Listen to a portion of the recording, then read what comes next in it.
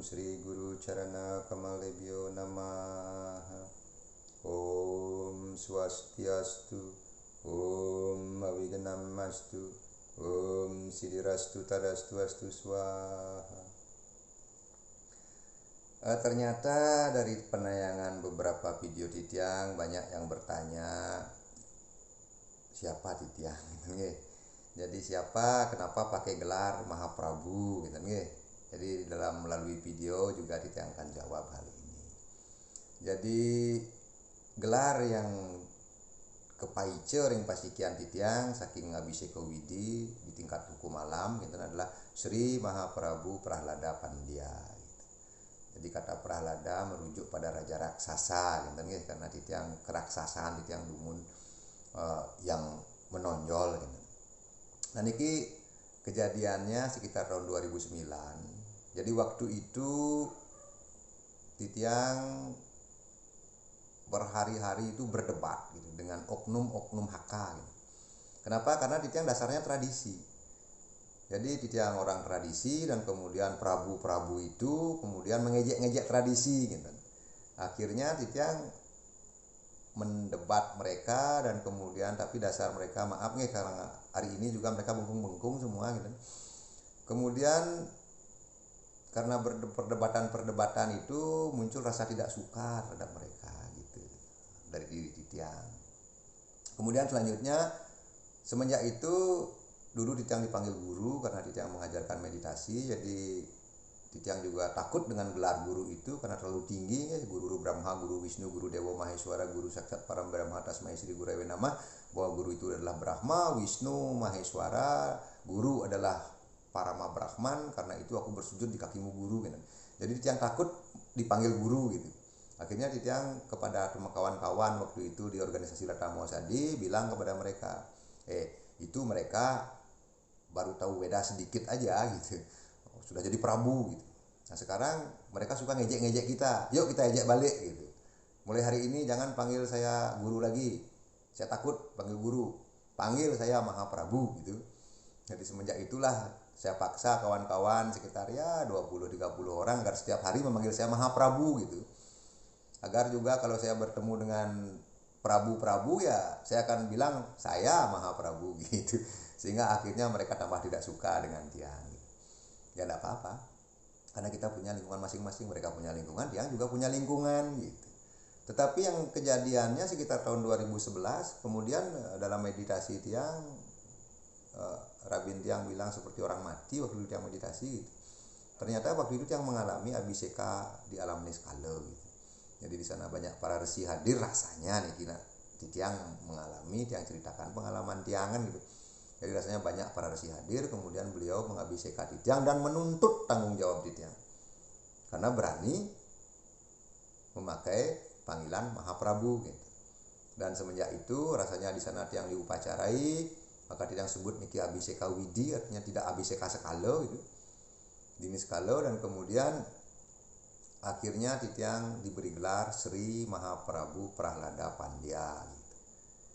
Untuk mengemban amanat pengetahuan tradisi dan menemukan, nah ini tugas yang menemukan sumber-sumber daripada tradisi kita. Nah bersyukurlah semenjak itu ya Tiang rasa itu cuma mimpi belaka, dan karena Tiang memang orangnya sedikit berpikir nakal, jadi pada suatu hari Tiang mengelingihan pejati dan kemudian Tiang lunas ring alam, mungkin Tiang pacang membuat pesraman gitu. Titiang tidak akan mau minta bantuan pemerintah. Kalau memang Titiang secara niskala sudah dikasih kepercayaan sebagai Sri Mahaprabhu, tolong Ida Yang Widi, dewa-dewa mendukung apa yang saya lakukan. Jadi Titiang tidak akan mau minta bantuan pemerintah dan juga hanya menerima uluran tangan orang yang tulus ikhlas gitu, untuk membangun pesraman. Dan tahun 2012 kemudian Titiang dengan ya sekitar 20-an orang anak-anak muda yang masih SMA, masih kuliah gitu. Kami berusaha mengumpulkan uang 20.000 per minggu gitu. Jadi kami beli betako 55 per orang gitu, bawa motor, dan Tiang juga ikut waktu itu masih mengajar. meditasi gitu, dapat juga salin-salin atau punyo dari pengajaran ya yang fokuskan untuk membangun peseraman di Tegal Mengkep ini. Dan di pikiran tiang kalau begini cara saya ya, di pikiran tiang 10 tahun baru akan selesai peseramannya gitu. Jadi 2012 nanti 2022 baru selesai. Dan kemudian ternyata tahun 2015 peseraman sudah selesai gitu. Itu yang membuat yang terkejut. Dan di sana yang tidak berani. Berarti ini gelar memang dari alam gitu. Jadi yang semenjak itu ya apa yang ditunjukkan waktu itu SOP-nya agar yang mengkuncung seperti ini. Kalau di kuliah sih biasa mengkuncung karena panas, itu mungkin kan kuncung menjadi apa namanya yang panjangkan rambut seperti petunjuk di alam niskala itu gitu. Dan bersyukur sekali kemudian ya tiang masih berjalan di koridor yang ditunjukkan alam sampai hari ini. Kenten.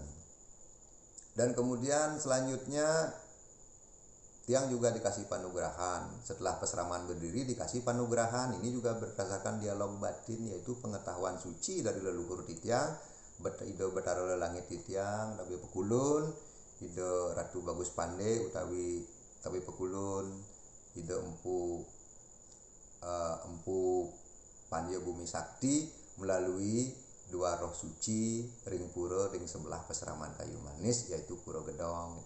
Panugrahan itu adalah kekuatan panco prana dalam bentuk parisuda wayu, yaitu pengelukatan dengan angin genten, cakrabuana juga, dan pengelukatan dengan angin.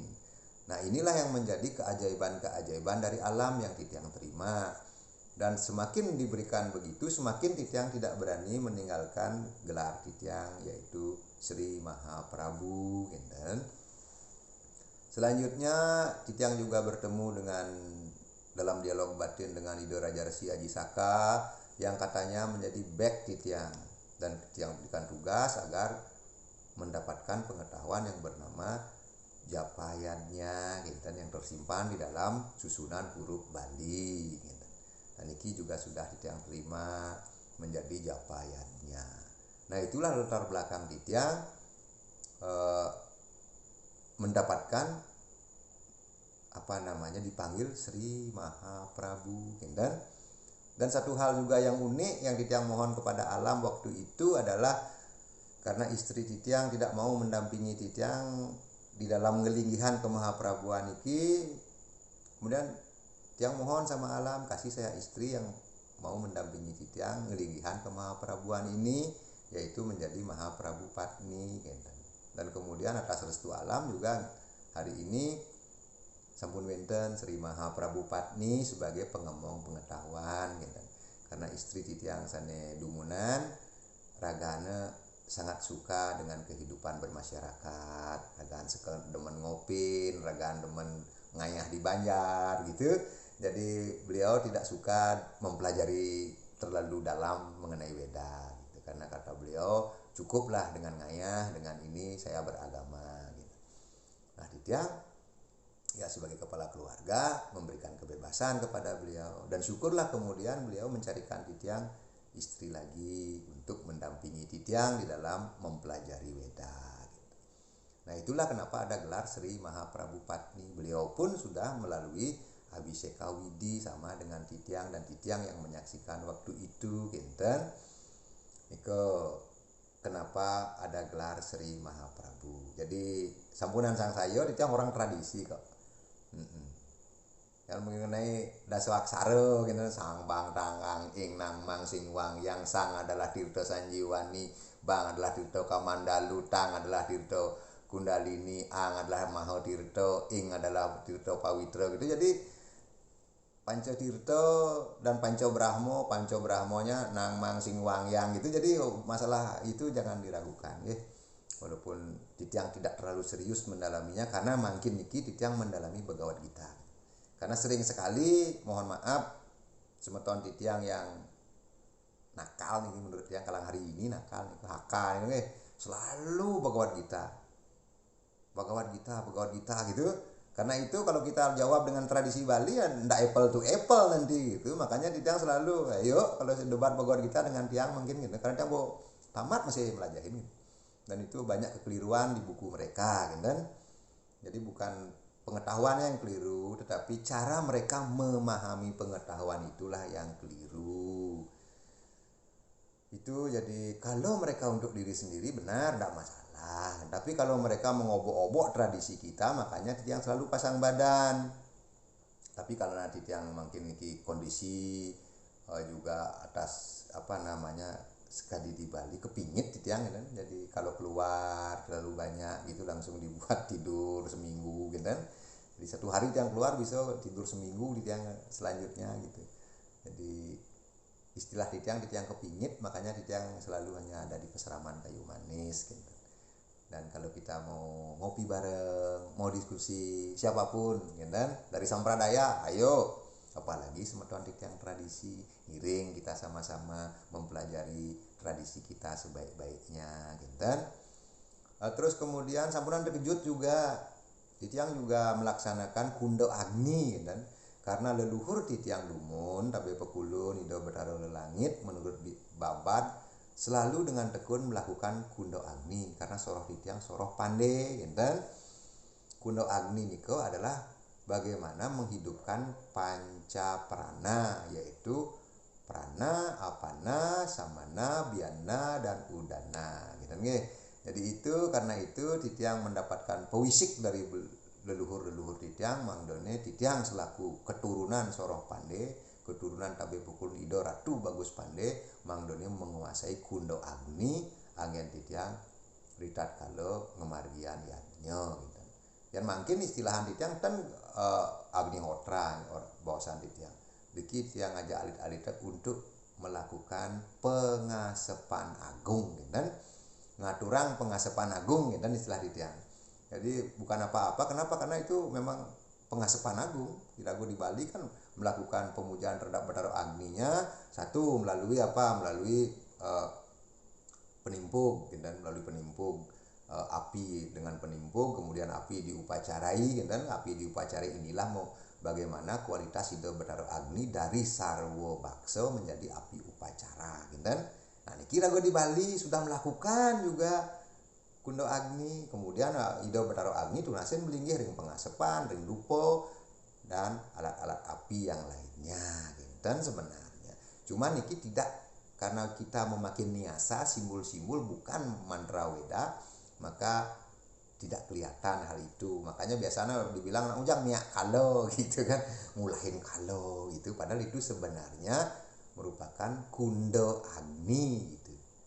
Jadi nunas ring itu Bathara Agni sesuai dengan kata Weda, Agni milai puro hitam yagya syam dewa mritwijam hotaram ratna datamam.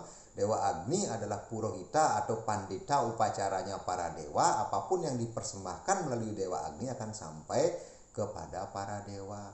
Dan ini pun tidak ditinggalkan oleh tradisi Bali. Terbukti di awal semua kita melakukan upacara yadnya ring Bali pasti ngawe api, yaitu dengan danyo, ting telu, pinako trisunyo, dan ini apa namanya cita biasa nama keplug ting telu, barulah kesap-sap kesepuh tunasin ido Bathara Agni mangdone dari kualitas sarwo bakso berubah menjadi api suci upacara tunasin laris melinggih ring dipo dupo pengasepan sane wenten ri sejebak irago meyatnya kan gitu. Nah niki sebenarnya bukan suatu yang asing, makanya mungkin kalau Tiang menyampaikan kunda agni ring semeton-semeton Tiang aturan kunda agni lihat kalau misalnya weden piodalan aturan pengasepan agung. Kenapa? Karena yang aturan pengasepan alit kan ayam-ayam gen pengasepan. Nah mungkin jangan mantra-mantra Weda gitu. Misalnya Ganesha puja, Om Sri Guru Bhyo Namah Hari Om Gananam Dua Ganapati Om Homai Kavim Kawinam Upamasrawas Tamam Yestarajam Brahmanam Brahmanaspatahana Srana Tubisida Sadanam Prano Dewi Saraswati Wajibir Wajinawati Dena Mratya Watu Ganesha Nama Saraswati Nama Sri Guru Bhyo Namah Hari Om itu. Jadi lebih serius pengaturan pengasepan gitu kan. Nah itu. Nah itulah latar belakang Titiang. Kenapa Titiang kemudian mendalami Kunda Agni? Kenapa? Karena leluhur Titiang lumun kocap ring telengin babad ke bawos ide pascat ngemargian Kunda Agni, gitu. Dan ide pascat sane mewaste ring pengetahuan Panco Bayu, yaitu sulur daripada Panco Prana di seluruh tubuh untuk geginan kepandaian, gitu. Ki sane dalemin di tiang mangkin warisan leluhur di tiang riantukan ring Bali di tiang dan presiden dan ngemolihan unasan niko harus di tiang mangkin mempelajari menggali kembali tradisi leluhur di tiang itu. Ya niko dumun sebagai keterangan gitu siro di tiang pangdan yang napi wasan pangjelas posisi gitu nggih, pangjelas memahami titiang wantah orang tradisi yang karena suatu sebab guyu-guyuan di awal tapi menjadi serius, kemudian akhirnya hari ini titiang sendiri tidak berani meninggalkan gelar titiang karena ini berhadapan dengan hukum alam gitu. Sri Mahaprabu Prahlada Pandya. Jadi gelar ini titiang dapatkan melalui Abhiseka Widi gitu. Jadi Abhiseka Niskala gitu. Dan pengetahuan titiang yang utama adalah pengetahuan Weda Bhagavad Gita gitu. Dan kemudian titiang juga adalah pendiri daripada penerima wahyu daripada Parisudawayu dan juga penerima wahyu dari ide Raja Resi Ajisaka mengenai japaiannya gitu, yang tersimpan di dalam susunan huruf aksara Bali gitu. Niki jadi biar jelas semeton sami titiang orang tradisi Bali yang mausan tradisi ngiring yang mausan weda bagi kaum-kaum yang mungkin terlalu keweda-wedaan ngiring masih gitu. Makanya titiang siap apple to apple. Kalau dasarnya Bhagavad Gita, yuk tiang siap diajak berdebat mengenai pengetahuan Bhagavad Gita. Istilah raga di Bali ngujegin sangyang sastra gitu nggih. Itu jadi titiang juga biasa mesantian, biasa menari, biasa juga dalam upacara misalnya piodalan gitu kan, yang tiang piodalan ring merajan ampun pastiko tiang sana yang kemargihan gitu kan. Tapi pertama biokalo raris meneh pembersihan penyepuhan raris setelah niko ngaturang pekiling ing betaro ngaturang saji makosami. Setelah niko biasanya di awal tiang mencaru dumun, di akhir atau di akhir tiang mencaru gitu kan, jadi sesuai sikon yang ada gitu nggih. Ampun ragu titiang orang tradisi Bali niko sani preside aturan titiang mugi wenten pikenohnya nih pangten menimbulkan salit arse atau syak wasangka gitu nggih. Om Purnamada Purnamidam Purnat Purnam Mujjate Purnasya Purnamadaya Purnameva Wasisyate. Om Santi Santi Santi. Om